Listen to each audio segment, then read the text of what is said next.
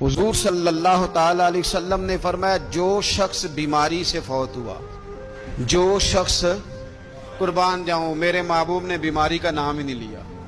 فرمایا کوئی بھی بیماری ہو، فرمایا جو آدمی بیماری سے فوت ہوا اللہ اسے شہادت کی موت عطا فرمائے گا، اور وہ عذاب قبر سے اور قبر کے امتحان سے بھی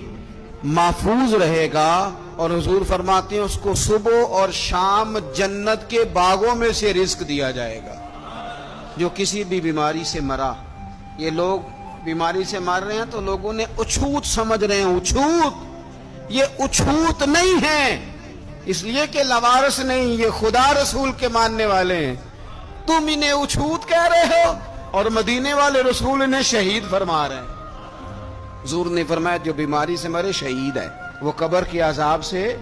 محفوظ رہے گا اور جنت کے باغوں میں سے اللہ رزق دے گا۔ لوگ کہتے ہیں دیکھو جی بڑا تانگ ہو کے دنیا سے گیا ہے،